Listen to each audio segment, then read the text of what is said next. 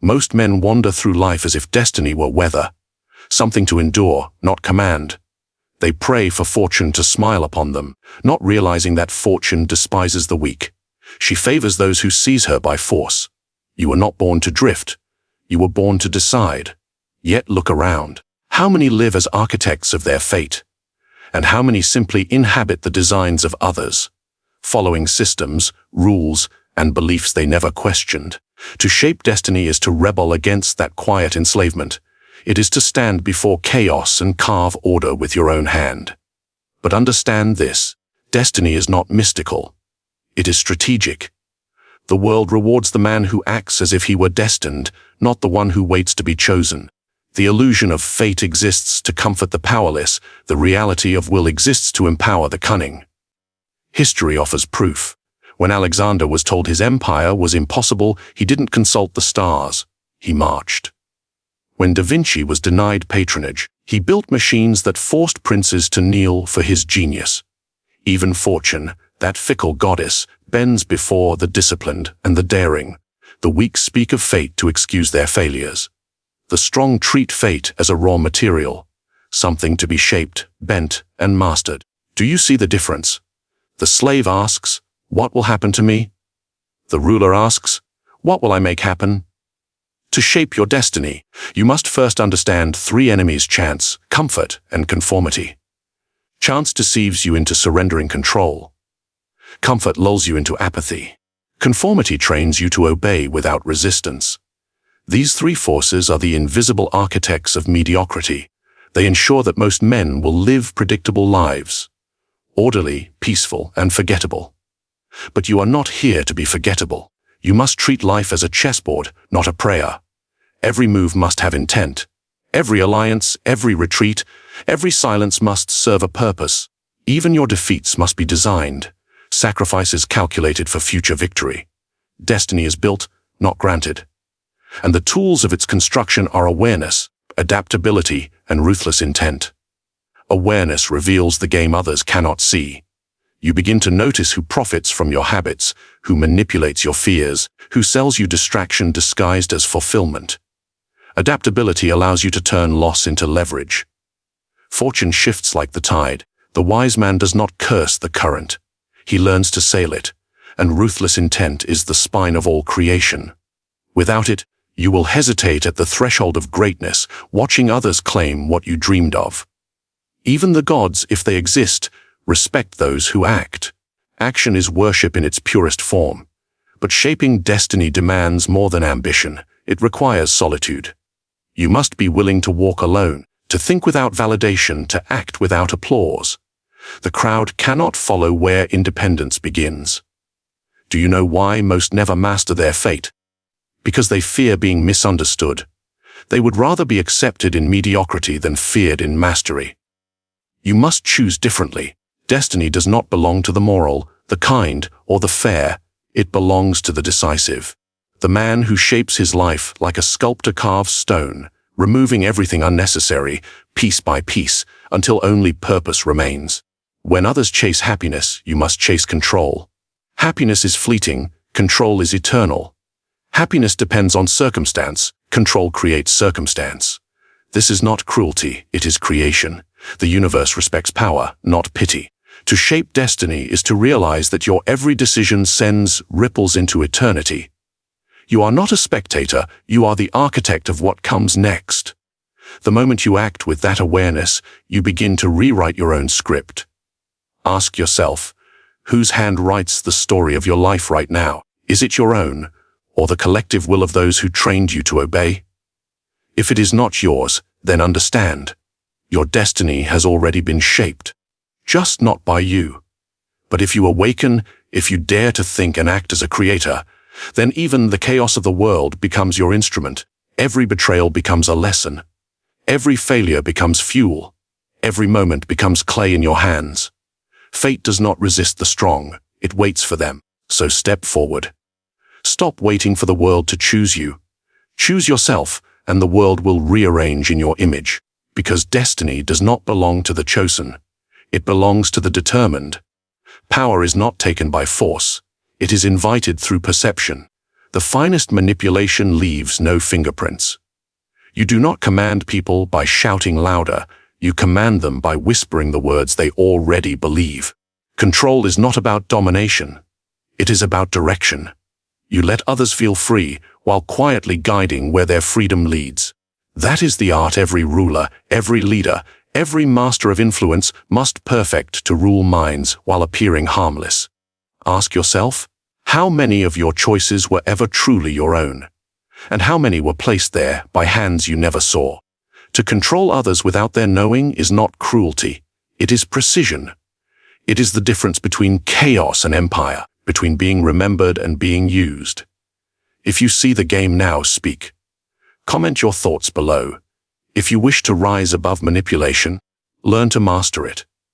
Subscribe for more Machiavellian strategies, and share this with those still playing by conscience instead of control, because in this world, only one truth endures. You either influence minds or you belong to them. Power speaks loudest when it whispers. The greatest rulers, conquerors, and manipulators rarely commanded. They suggested. They did not shout their authority, they breathed it into the minds of others until obedience felt like their own idea. This is the shadow of influence. Power without visibility, control without resistance. Most men misunderstand dominance. They believe it requires aggression, noise, or threat. But true influence operates beneath awareness. It is the art of guiding thought before it becomes thought, shaping emotion before it becomes choice. To master influence, you must first learn to disappear. History remembers the kings, but it was their advisors who moved the pieces. While the crown glittered in the sun, the true strategist worked in the shade, invisible, untouchable. Cardinal Richelieu ruled France from behind a throne, his hand unseen but his will absolute. He understood that the hand behind the curtain commands both the stage and the actors. You, too, must learn this art. To move others without ever appearing to push. Influence begins with perception. You must appear predictable to those you wish to deceive, harmless to those you intend to disarm. To manipulate effectively, cloak your ambition in humility, your intellect in simplicity, your intent in kindness. The serpent survives because it hides beneath the leaves. When people trust your mask, their guard dissolves. They open the gates willingly, and what enters is not force, but suggestion. The mind, once guided, rarely knows it's being led. This is the essence of psychological warfare, the ability to make others act against their interest while believing it was their own will. Consider how empires spread not through conquest alone, but through ideology. Rome ruled with roads and soldiers, yes, but it ruled longer through culture, through language, through the belief that to be Roman was to be civilized. The conquered learned to admire their conquerors, and admiration is the softest chain of all. Influence thrives where force fails. Ask yourself, why argue with a man when you can make him argue for you? Why fight an enemy when you can turn him into an ally of your ambition? This is the elegance of indirect control. Every victory achieved without visible conflict is twice as stable and 10 times as lasting. But this art requires restraint. Influence is delicate. Press too hard, and the illusion collapses. You must plant ideas like seeds, allowing them to take root in the soil of another's ego. When they bloom, they believe the thought was theirs, and because people defend their own ideas more fiercely than they ever would yours, your control becomes self-sustaining. You do not command, you inspire. You do not threaten, you persuade. You do not demand loyalty, you cultivate dependence. This is why the most powerful manipulators often appear benevolent. Their influence is veiled in mentorship, love, or ideology. The faithful follower never realizes he is enslaved, because his chains are made of admiration. Even in personal life, the principle holds. When you wish to control a rival, feed his pride. When you wish to silence an opponent, praise him publicly while isolating him privately. When you wish to lead a group, let others feel they are guiding you. Influence is not a contest of dominance. It is choreography. Every gesture, every silence, every reaction is a move in the dance. The weak react, the powerful anticipate. Observe carefully. Listen more than you speak. People reveal their weaknesses in the spaces between their words. their fears, desires, and insecurities. Once you know what moves them, you no longer need to force them. You merely pull the right string. Do you see the pattern? Power built on force must always be defended. Power built on influence defends itself. This is why manipulation, when refined, is not cruelty. It is craftsmanship. It is the understanding that the human mind is the most pliable material in existence, and those who learn to shape it rule those who never bother to understand it. So let others chase recognition. Let them seek applause, fame, and validation.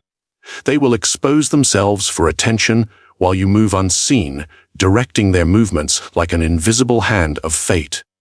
The throne may belong to the king, but the mind of the king belongs to the one who whispers to him. And when you learn to become that whisper, no one will ever see you coming. Mercy is a virtue of the powerful, but to reach power, you cannot afford it. Every man wants to believe he can rise without cruelty. He can build without breaking, rule without hurting. Yet history whispers another truth. Ruthlessness is not evil. It is survival sharpened into clarity. Look back at the empires that endured. None were built by the timid. When Caesar Borgia rose to power in Italy, his enemies called him merciless. And he was. He knew that hesitation invites betrayal, and pity weakens command. To secure control, he unleashed his enforcer Ramiro de Orco to crush rebellion. The people obeyed out of fear. When peace returned, Borgia had the same enforcer executed and displayed his body in the square. One man's death bought an empire's stability. Cruel, perhaps, but the question is not moral, it is practical. Would you rather be loved briefly or obeyed permanently? Power demands choices that comfort cannot make. The sentimental man seeks harmony, the strategist seeks control. He understands that peace is not natural. It must be engineered. And to engineer it, one must cut cleanly where others hesitate. The world rewards clarity, not kindness. Consider this: every successful empire, business, or dynasty has hidden beneath it a series of ruthless decisions. Choices made not in malice, but in precision. The generals who burn cities to win wars. The kings who betray allies to secure thrones. The leaders who dismiss thousands to save one institution. History remembers their results, not their regrets. Do you think modern rulers behave differently? No. They have only refined the cruelty. Instead of swords, they wield systems. Instead of executions, they use exclusion, silence, and erasure. A name can be destroyed with a whisper. A career can vanish with a rumor. This is the new ruthlessness. Polite, invisible, and socially acceptable. And yet, it follows the same logic: remove the obstacle before it becomes a threat. You may recoil from this truth, believing that good intentions should be enough. But ask yourself, has mercy ever protected you from betrayal? Has kindness ever stopped envy? The moment you show weakness, those who smell advantage will close in. They will smile as they take from you what you were too gentle to defend. Human nature is opportunistic. The man who pretends otherwise is not moral. He is knave. Understand this: ruthlessness does not mean savagery. It means precision without sentiment. It is the discipline to act when others hesitate, to strike when emotion clouds their reason.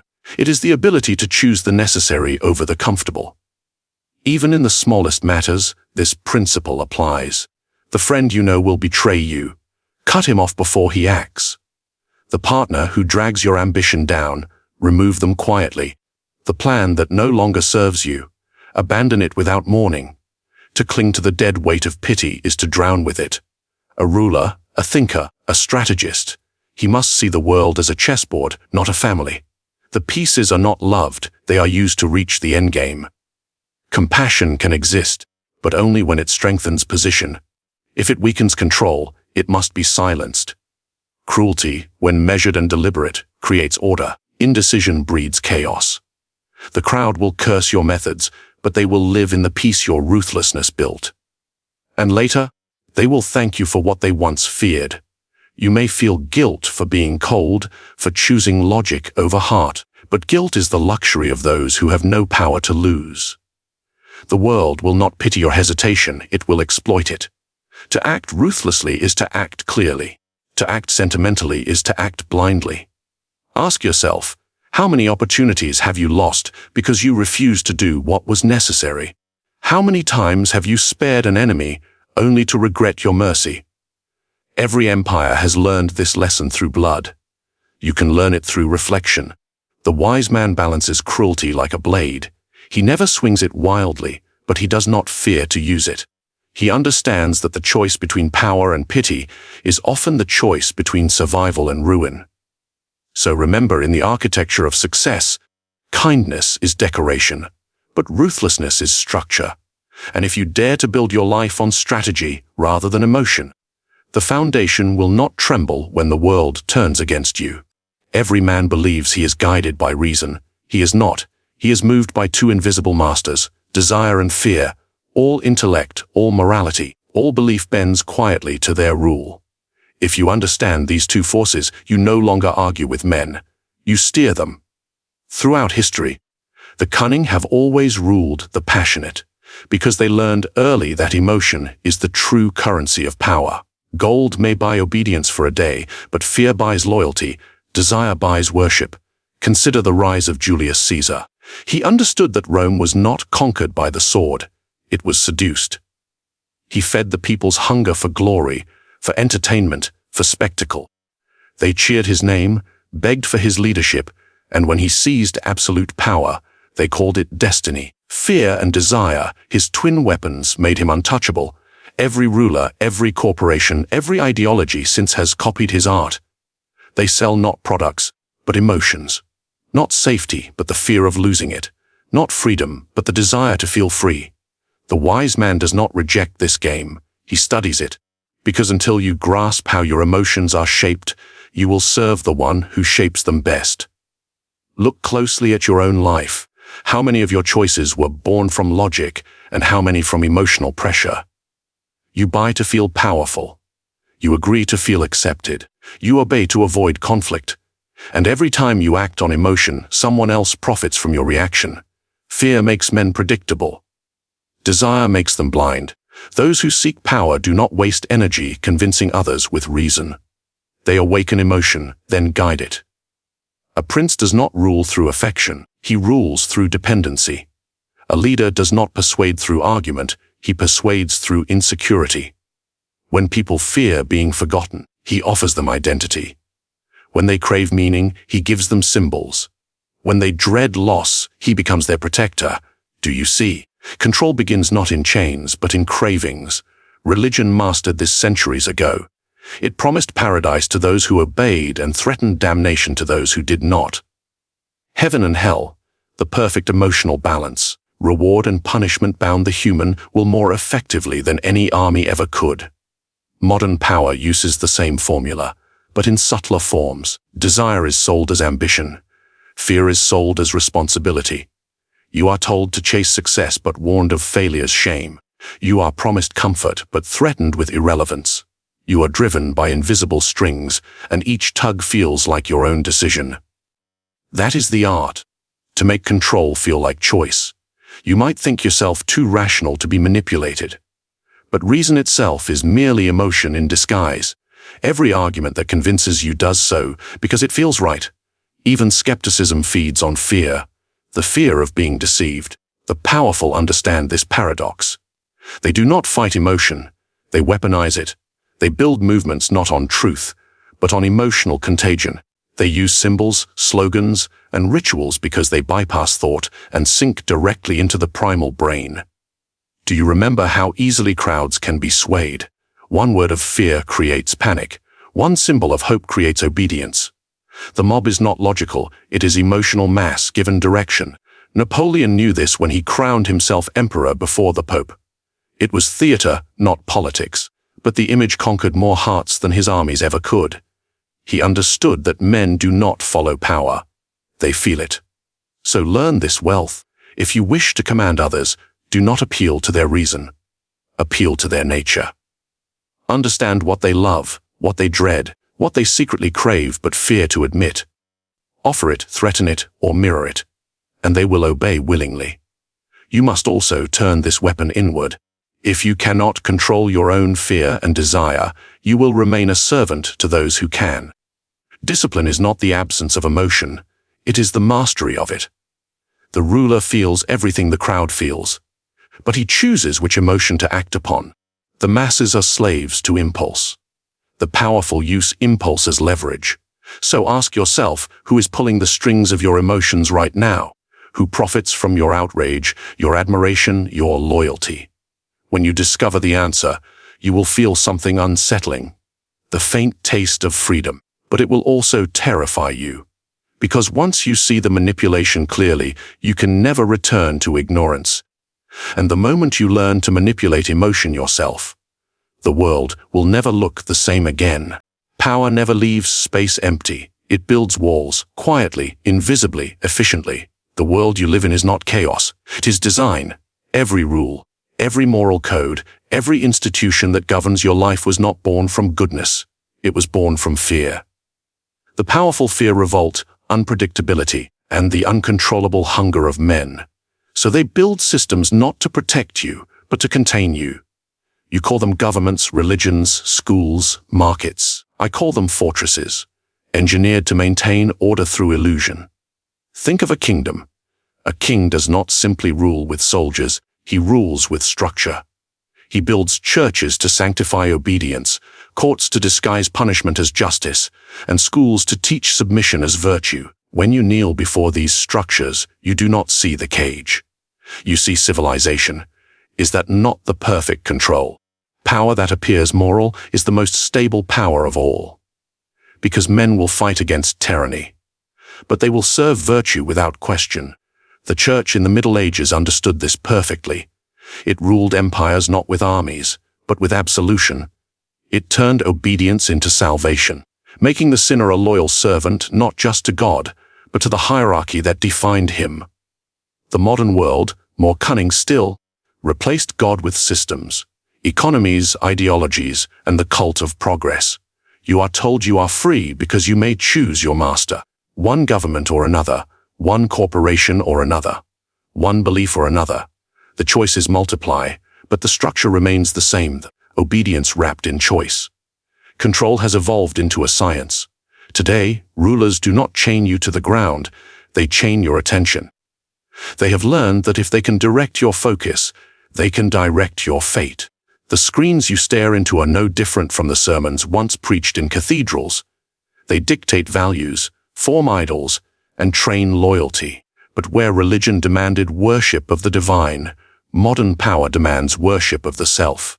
You are told to follow your dreams, to express yourself, to be authentic, but only within the boundaries they provide.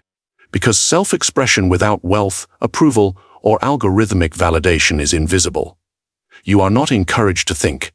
You are encouraged to perform. Your rebellion is monetized, your outrage measured, your identity categorized and sold. This is not chaos. This is architecture. The great mistake of the common man is believing that control is always external. It is not. The most efficient system of containment is internalized. When people police themselves, power no longer needs to. When fear of exclusion replaces fear of punishment, the rulers can rest. Do you see now? The architects of control are not just politicians or priests. They are anyone who understands that man's deepest need is belonging. The ruler offers belonging at the cost of autonomy, and the masses accept the exchange gladly. They call it community, but it is dependency. They call it safety, but it is surrender. History repeats this pattern endlessly. Sparta built warriors, not thinkers. Rome built citizens, not rebels. Monarchies built loyal subjects. Democracies built obedient consumers.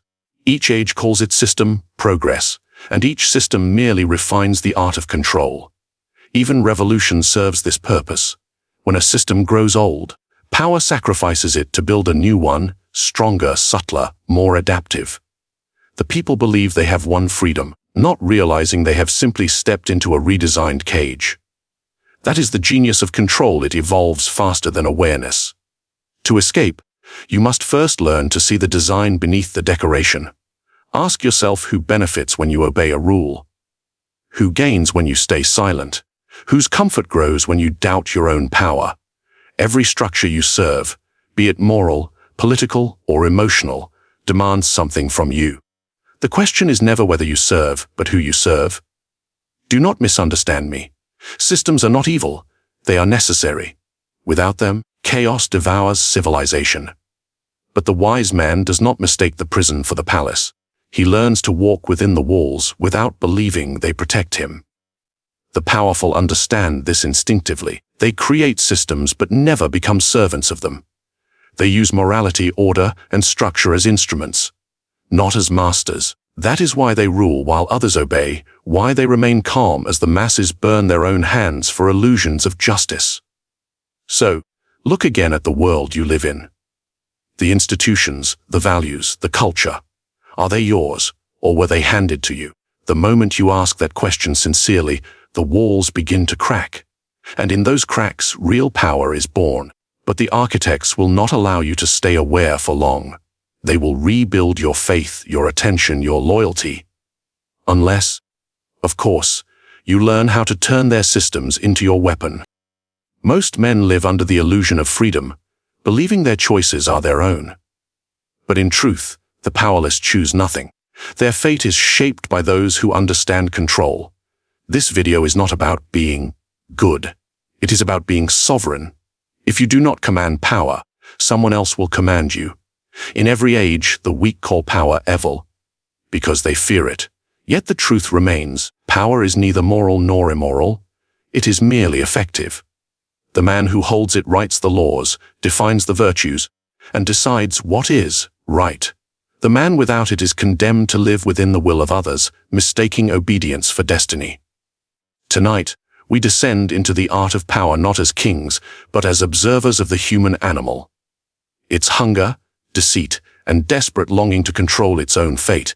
You will see that destiny is not written in the stars, it is carved by the hands of those bold enough to seize it. You believe you are free. You wake, you choose, you speak, you act. And you think these acts are yours. But tell me, who shaped the options you choose from? Who built the walls around the path you call your destiny? Freedom, as most men know it, is a beautifully crafted illusion. It is the perfume that hides the scent of obedience. The truth is simpler and darker. Power decides what freedom means, and the powerless merely live within its definition. Look around. Men speak proudly of liberty, yet they fear losing their job, their reputation, their comfort. They obey not because they are forced to, but because they are trained to. They wear invisible collars woven from fear and desire, tightened by those who understand human nature. A man does not need chains when his mind is already captured. Consider ancient Rome. The Senate spoke of freedom, of republics, of noble citizens. But power lay in the hands of a few. Bread and circuses kept the people entertained, distracted, docile. They were free to cheer, free to gossip, free to obey.